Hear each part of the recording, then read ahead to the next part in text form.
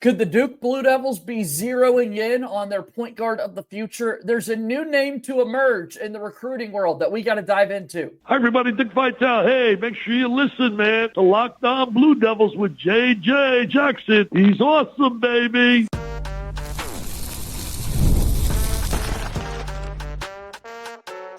You are Locked On Blue Devils, your daily podcast on the Duke Blue Devils. Part of the Locked On Podcast Network, your team every day.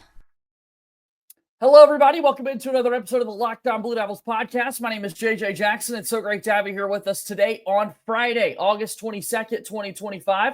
Locked On Blue Devils is your one-stop shop where we discuss everything going on inside the life of Duke athletics. And today, we'll talk more recruiting on this Friday with our pal Brandon Jenkins, a national recruiting insider for 247 Sports, about a new point guard that's emerging as a target for the Duke Blue Devils in Deron Rippey Jr. Is he the point guard of the future? We'll discuss that and a couple of other updates for you here today. If you have not done so already, please be sure to follow and subscribe to Locked On Blue Devils for free, wherever it is that you get your podcasts. Be sure to leave us a 5-star rating and written review. Go ahead and also be sure to watch us each and every day on YouTube. Like this video, share it with your friends. A special shout out to our everydayers out there as we are so close to 4,000 subscribers. And I'm excited to celebrate that milestone with all of you guys right here on Locked On Blue Devils. So without further ado, let's bring him on into today's show. Our good friend Brandon Jenkins back with us once again here on the program. B, I hope that you've had a great week. Excited to chat with you here once again. How are things going for you in your world? Yeah, man, it's smooth. I'm fresh off of vacation, so it was good to, take some time off of basketball. But, I can't stop talking about hoops, so happy to be here. Absolutely. Let's tap back in. We've got a new guard that's emerging for the Duke Blue Devils in Deron Rippey Jr. out of New Jersey. He is climbing the rankings in this recruiting class. Got an official visit locked in to Duke. He most recently won the MVP award of the Steph Curry camp. This feels like a guy that everyone's wanting to talk about right now. Yeah, man. 6'1" point guard who's a power pack type of guard. That's the way that I like to explain him. I mean, ever since I started watching him play, he's somebody who has oozed with production. Kind of like a throwback guard in the way that he's strong with every dribble, has a great handle. He can get into the paint whenever he wants. And he has he's loaded with explosion. I mean, like he could play above the rim like somebody who's about 10 inches taller than what he is. I mean, like he just has the bounce, man. And, he touches the paint. He just is a gamer. He's a gamer. He's a complete point guard. And, somebody that does embody, he gives me that Blue Devil feel just with how complete he is, how exciting he is as a player and how he projects. He brings a lot of confidence to the position. And as you know, Duke has had a whole lot of point guards that have embodied confident and leadership traits. And so I think he's somebody who's right on board who can, join that brotherhood and run the show. And no doubt, man. I mean, you look at the point guards over the years for Duke, some of them have been the absolute traditional sense of a point guard, and others have just kind of, put the position together and made it work, and they add other things to the table. So anytime you're in the mix for another true traditional point guard, I certainly get excited. This is the number 1 player in New Jersey. On your network, he's the number 17 player in the entire country. So a 5-star by all accounts. And you look at his game right now and just the offers that he's got, visits lined up, I should say. He'll be in Durham for an official visit October 21st to the 23rd. But that is one of 11 official visits that he's currently got lined up. I mean, this is new. We just saw changes within the last year or so in the official visit setup. You used to only get 5 or 6, and now guys like Deron Rippey Jr. have 11. He's got visits lined up to Miami, North Carolina, Alabama, Texas, Syracuse, Kentucky, Indiana, Tennessee, Kansas, NC State, and now Duke. Man. Yeah, that amount of visits is the reason why I wish they would go back to 5. At the end of the day, I mean, like, it should only, like, it's a maximum of 5 schools you should want to choose now. Just knowing, Rippey, they love the game of basketball and they love all that comes with it. And so I'm pretty like, hey, if the NCAA is going to allow you to take as many visits as you want, be my guest. He's one of the more widely recruited prospects in the country, and his game backs that. And like you said, he's one of the better point guards in the country. I think we have him behind Tay Kenny for that number 1 point guard spot. But I mean, I mean, I think he has a strong case to get it by the time he crosses the stage and is done with his high school career. I mean, like I said, he's just a complete basketball player who loves to hoop. And he doesn't get tired of playing. I mean, these dudes have grueling schedules. And like you said, he was MVP of the Steph Curry camp. The fact that we're into August and he's still hooping and he still has that chip on his shoulder, I mean, it says a lot. But yeah, 11 visits is ridiculous. It's insane, man. But I like the logistics of that, Brandon. That's what I'm sitting here trying to think about, making sure the school's got it okay on their schedule. And then Deron Rippey trying to figure out his Blair Academy schedule, season coming up and all that. Like this is insane. But he's going to tire himself out. I see him tiring himself out. But like Duke is Duke, so they'll for sure get that visit. The fact that they locked that in, they'll for sure get that visit. So and he's a complete point guard. He's he's just a Duke point guard. It didn't when they scheduled that visit, because I think that news was broken earlier this week, last week. When they scheduled that visit, I never really thought of those two parties getting together because it took a minute for it to happen. But when you actually think about it, just the confidence and the skill set of Duke point guards, I think he's somebody who can come in from the jump and pick up where Caden and Caleb leave off. Without a doubt. Yeah, you look at what Deron Rippey Jr. would be able to bring to this Duke basketball team. That's certainly a player that I want to see a part of this 2026 recruiting class. From Blair Academy, that's where Jalen Blakes most recently went within the Brotherhood. So Duke's had a couple of really strong New Jersey connections. Another New Jersey point guard I'm thinking about, a part of the Brotherhood and the Duke family, is Kyrie Irving. So if we could just add into the mix some of those great New Jersey guards that Duke has had over the years, I'm all for it, man. No, absolutely. Absolutely. And like you said, those are two dudes who embodied confidence in high school and had exhilarating skill sets. And, Rippey marches to the beat of that same tune. Yeah, it's big to have kind of a true point guard. We saw this past year, Sion James, Tyrese Proctor, kind of those lead guards for Duke, and then Caleb Foster certainly in the mix.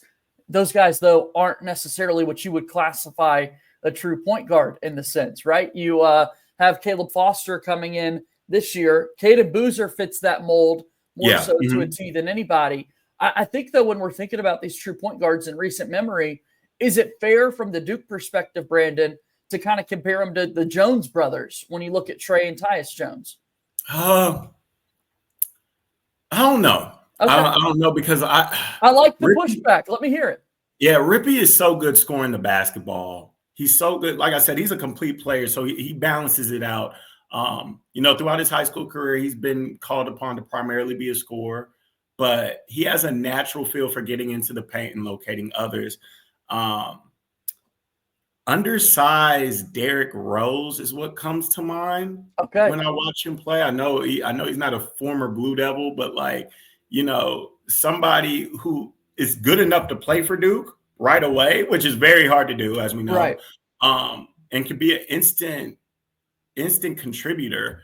We're talking about a dude who has a strong, serious handle who can get into the paint and explode and finish with through contact, sizable contact. So I see a lot of undersized Derrick Rose in him. He lists himself at 6'2". He's really about 6'1", but he plays the game with a lot of confidence.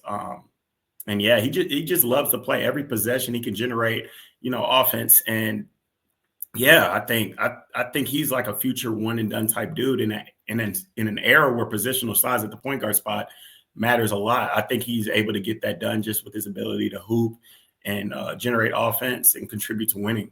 That's cool to hear. I'm all for it. I love dudes that love to hoop, and let's see if he can commit to Duke and make this thing happen. Duke's still looking for their first commit in the class of 2026. We'll talk about some of the other visits and targets next here that Duke has on Locked On Blue Devils here today. Locked On Blue Devils here today, brought to you by our friends over at Rugiet, a sponsor here on the Locked On Blue Devils network. Guys, you've probably heard of Viagra or Cialis. Maybe you've even tried them. But if you're looking for something beyond the usual pill, it's time to get Rugiet Ready. Rugiet Ready is the next-gen prescription treatment designed to amplify arousal in the brain and boost blood flow. Unlike the usual pills that could take hours, Rugiet's 3-in-1 formula dissolves under your tongue and kicks in fast, on average in 15 minutes. Effects can last up to 36 hours, so you can stay confident and in control when the moment is right. If traditional options haven't worked for you, Rugia might be the answer, as over 150,000 men have already made the switch. I love that it's completely online. It connects you with the board-certified doctor and ships your treatment discreetly to your door. Head to Rugia.com/LockedOnCollege and use code LockedOnCollege to get 15% off today. That is Rugia.com, RUGIET.com/LockedOnCollege, and use promo code LockedOnCollege for 15% off. Individual results may vary with prescription treatment. Compounded drugs are permitted to be prescribed under federal law, but are not FDA approved and do not undergo FDA safety, effectiveness, or manufacturing review. Please visit the Rugia website for full safety information. Rugia is a proud sponsor of Locked On Blue Devils. Here we go. We keep the show rolling here today on this Friday. My guy Brandon Jenkins hanging out with me here, talking all things Duke basketball. We mentioned Deron Rippey Jr. Now the other guy we've been talking a whole lot about in the recruiting world for Duke is Jordan Smith Jr. Both of these guys really high on the list for Duke basketball. And what's interesting, both of them listed at 6'2", Brandon. And here we are, 2 consecutive years where Duke has not had a single scholarship player shorter than 6'5". Yeah, man, but these two dudes play bigger than what they are. Yeah, sure. And I think that's the constant theme to when we bring these dudes up, especially a guy like Jordan Smith. Duke is considered the favorite. I think Arkansas is going to be pushing hard. But yeah, he's just about winning. And he's going to do it in his own way. I think this may be one of the more unique recruits that Duke ever lands, just because he does so much at only being 6'2". But he's going to be exciting, like thrilling. It's like Dennis Rodman in the backcourt with some skill, with some legit skill. I mean, he'll rebound, he'll dunk on you, he'll guard the best player on the floor, he'll make the extra pass. He's all about winning, and he does it so intensely.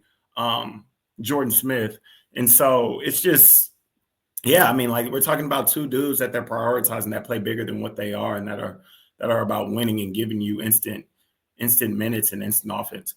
Jordan Smith is a guy who's already had an official visit to Duke back in November 2024, and it seems like he's interested in possibly getting another OV before he makes his decision. You mentioned Arkansas kind of being up there towards the top. Right now, his official top 6 are Duke, Arkansas, Georgetown, Kentucky, Indiana, and Syracuse, trying to land the guy from PVI, a school that Duke has certainly had a pipeline in. I want to touch on his size, though. As you said, playing much larger than 6'2". The reality is, though, that Duke this upcoming season, the shortest player on the roster will be Caleb Foster, standing at 6'5", and that was the case again this past season.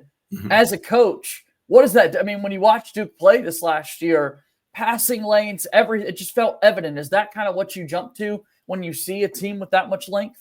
Absolutely. It's a cheat code. Besides, it's a cheat code. I had fun watching them play last year, just because, and not only the fact, because Sion was he 6'4" or 6'5"? Yeah, right there, 6'5". Yeah. Or was he even listed taller than that? I mean, he was in the mix. Yeah, 6'5". But I mean, that dude was swole. Like, he was swole, and he checked every box in terms of like running the show and getting the ball to where it needed to be. And at that stature, that's just insane. That's just insane. And it brings off that whole modern NBA positional size effect to it. I mean, like, the game suits those who are taller, as we know. And so when your shortest player is 6'5", I mean, like I said, it's a cheat code. And, the good thing that I like about this year's roster, everybody from top to bottom is loaded with skill and feel. So it's going to be a different effect, but they're going to march to that same beat as well. But yeah, positional size is a cheat code, and I don't think anybody can match up with Duke from that perspective, at least off the top of my head. Yeah, no, it's going to be fun to watch this year, and as Duke pivots and in years to come, it will go back to taking some shorter point guards, as we say, but many of them play much larger than that. And at the end of the day, 6'2" is nothing. I mean, it works. Obviously, it's been effective. Well, especially when you're Jordan Smith. Right. And it's crazy because I feel like I'm exaggerating a lot, but you just have to see it. The way that he can impact the game without scoring is just insane. It's insane. I think he's a safe bet to be a long-term pro, like a multi-year NBA veteran. just because of his will alone. He just works harder than the next guy, and he just gets things done. Yeah, and Brandon, you and I are not doctors, although I've been, on this earth long enough to know that at 16 and 17 years old, like we're talking about here, you can grow some more. Like you can get taller. These guys could end up being a little bit taller once they start playing that college basketball game, right? I'll tell you, if Rippey or Jordan Smith grow 2 inches, everybody better look out. Yeah. Everybody better look out, because I just said Rippey. I compared Rippey as an undersized Derrick Rose. So right. Imagine if he gets to Derrick Rose's size. I mean, like, he does have that level of explosion in that feel. He's just like I said, exhilarating skill set. All right, so now let's talk about some other targets right now for Duke in the class of 2026. Jordan Smith Jr., like we talked about, is up there towards the top. Who's another player that you want to highlight right now that Duke is high on? Yeah, Duke is high on Bryson Howard. Obviously, he has the Carolina ties. We're talking about a 6'5", pushing 6'6" wing out of Frisco, Texas, Frisco Heritage High School. And obviously, he has the Carolina ties with Josh Howard playing at Wake Forest and him going on to have a 10, 11-year NBA career. But, with Bryson, you're getting somebody who's young for the grade, +7 wingspan. He netted 45% of his shot attempts from three during the Nike EYBL grassroots season this past summer. And a dude who knows how to star in a role, play alongside great talent. This summer was the first summer we were able to see him in a featured role. And it's cool seeing his growth in that area. But the game that he endorses is a game that can play alongside guys who are just as good or even better than him, and him to be able to thrive and star and, make something of himself and contribute to winning in that fashion. So we look at Bryson Howard here at the end of the month. He's going to have an official visit lined up at Texas A&M. Then he's going to visit North Carolina and Texas before September 19th to the 21st, a visit to Duke. Again, talking about the number of visits, this is what Bryson Howard currently has lined up. It's not the 11 that Deron Rippey Jr. has, but Bryson Howard, Texas A&M, North Carolina, Texas, Duke, Houston, Kentucky, and UConn. He's got 7 OVs lined up right now, Brandon. Yep. And that's more acceptable. I can, because at the end of the day, I just don't believe that these prospects will take all the visits that they're scheduling. But with that being said, meaning they're going to enjoy a visit so much and want to commit. Like, explain that to our viewers who might not understand what you're saying. Yeah, so it's just the domino effect. Like, at the end of the day, these kids aren't the only kids getting recruited by certain schools. These schools have backup options. They probably have first options. You just never know how the school is prioritizing the kid. It gets more clear cut when it's a program like Duke because they recruit so many 5-stars. But at the end of the day, things happen and domino effects happen. So as more kids commit, options aren't going to be there, and that those schools and the players in their party, they might elect to not take that visit anymore because of a kid committing prior to them even taking advantage of, going on the visit within itself. So there are certain situations that can affect this and how it plays out. That's why I don't really feel like these kids will take all these visits. But Bryson Howard, I know that, just off the summer that he had and how Duke has been making him a priority, I could see them going hard for that one.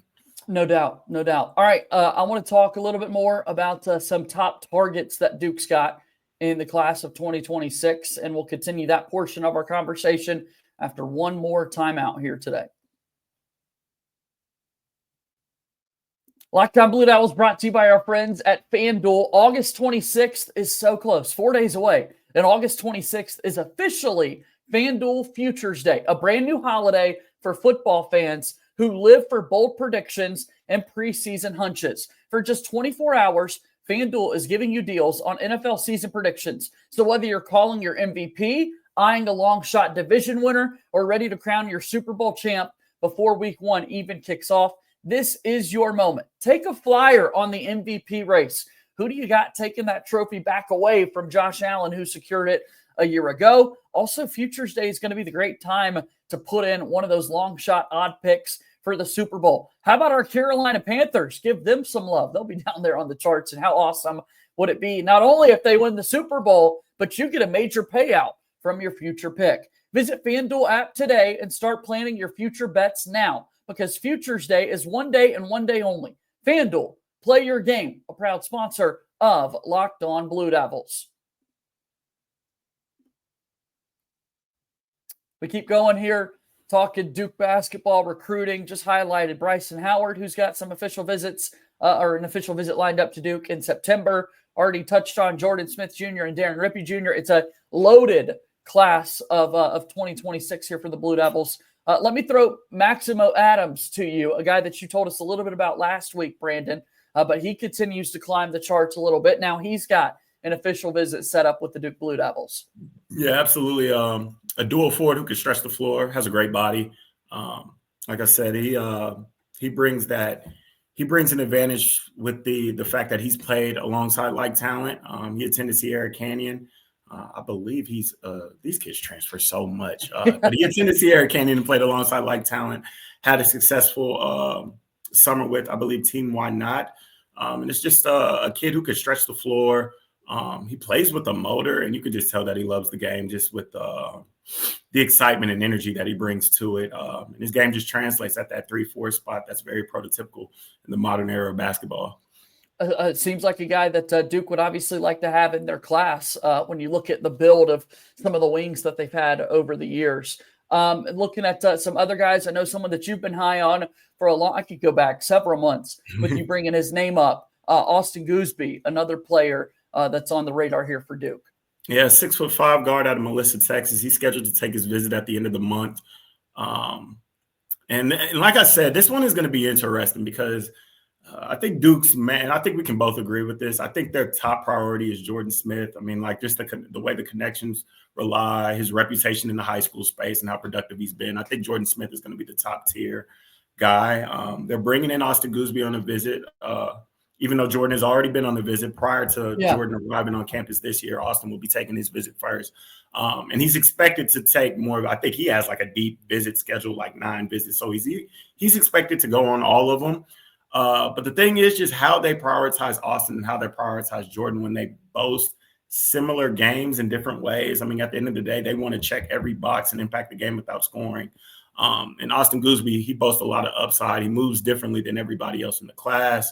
Obviously, the jumper is a work in progress, but, you know, he'll make the extra pass. He can get to the rim. He's one of the better on-ball defenders in the class. So, you know, he comes from an athletic background. He's somebody that he's a typical kid that you would see Duke recruiting and be successful with long term. So it'll just be interesting to see how they play it out on the recruiting depth chart when it comes to things like that. Yeah, I'm looking at Goosby here, and in a recent interview, he said, quote, Coach Shire called me, really likes my game and wants me to come over there and fit into his program. He really sees me fitting well there. Knowing Duke and watching them a lot growing up, and my mom was actually a Duke fan. So watching them grow up and win all these national championships with Coach K, it was definitely surreal getting that offer, end quote from Goosby there. So anytime Duke kind of hears, hey, I was a fan or someone in my family was a fan, we were watching them all the time, that's a good sign that these recruits are familiar with your program, I would say. Absolutely. I would like to reiterate, even in there,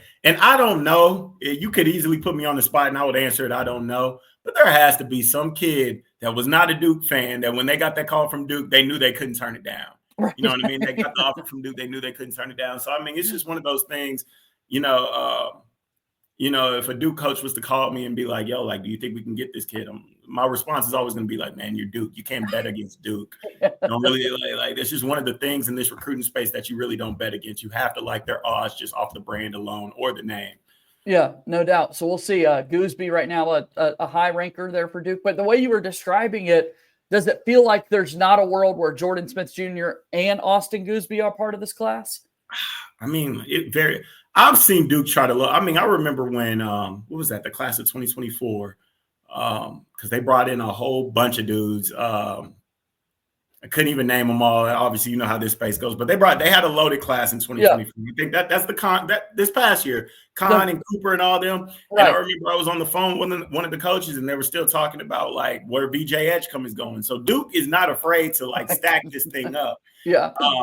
Yeah, 6 recruits this past year. Yeah, absolutely. So it's just going to be interesting because obviously they're not similar players. They do things in different ways, but it's the same type of approach in terms of impacting the game without scoring.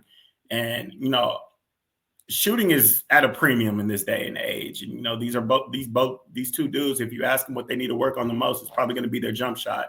And so just, can you afford to take two players like that and make it work. That's just my main concern. But like, if you're asking me, I feel like Duke would like stack up anybody.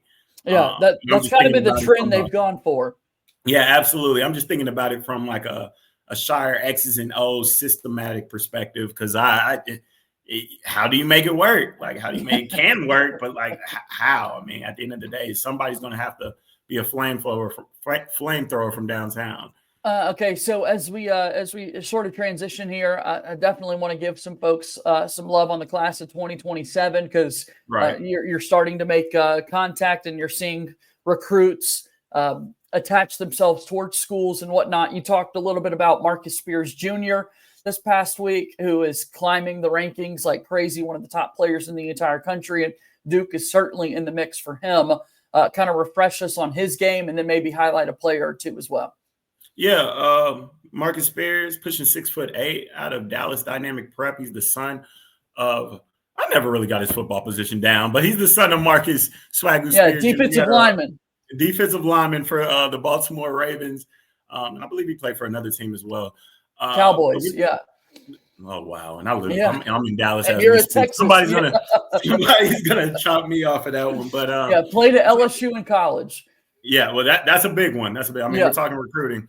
But Marcus Spears, somebody who does not hang his hat on his upside. Every time he steps on the floor, you know he's going to be one of the hardest players out there. He exudes great energy when he plays the game, and his skill set is steadily expanding. Like you said, one of the top players in the country, versatile on the offensive and defensive end, and a dude that you can count on to just get better. He's going to continue to get better long term. And he does the right things in terms of transforming his potential into production. So you always love it. He's a lefty. So you know the touch is going to be there long term. And he's around. He has a good circle around him, being with the Dynamic Prep institution, with Jermaine O'Neal being there. Obviously, he's the son of a pro. His mom played in the WNBA. So there's just a lot of things to like there when it comes to his mentality, his genes, and the will to get better. Any other players in the class of 2027 that you've got your eye on right now, Brandon? Yeah, for Duke, I'm looking at CJ Rosser, recent transfer. I think I mentioned him the last time I was on here. 6'8", maybe 6'9", stretch four man. He's down there at Southeastern Prep in Orlando, but he's originally from North Carolina. Just a guy who's waiting on his body to fill out, but he does most of his damage as a floor spacing option. Like I said, shooting is at a premium at this day and age, and he combines size and shooting. He plays within himself, and he seems like he's about the right things. He needs to up his aggression. Like I said, he needs to bulk up his body, but he's still at a young stage, just being a junior in high school. And, this is the type of dude that we've seen Duke bring on campus and had success with in the past. So CJ Rosser, Ford out of North Carolina, that's somebody that Blue Devil fans should tap in with.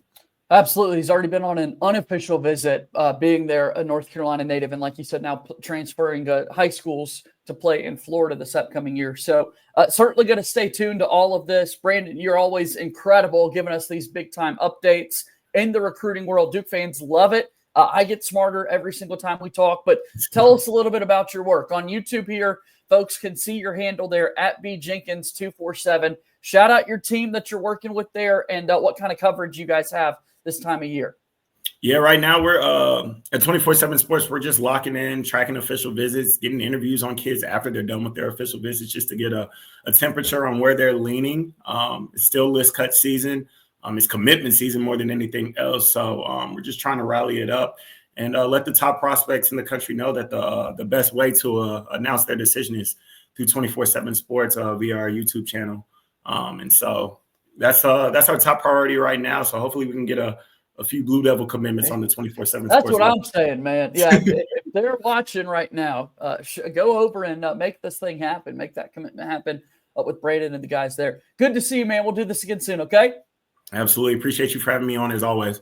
All right, that's Brandon Jenkins joining me here on this Friday on Locked On Blue Devils. That'll do it for our show here today. Thank you so much to everybody for your support. Let's see if Duke can continue to make headways in the class of 2026 and 2027 as they look for their first commits in each of these classes. All right, that's going to do it for our show. As always, go Duke. I'll talk to you again on Monday. My name is JJ Jackson. Thank you and good day.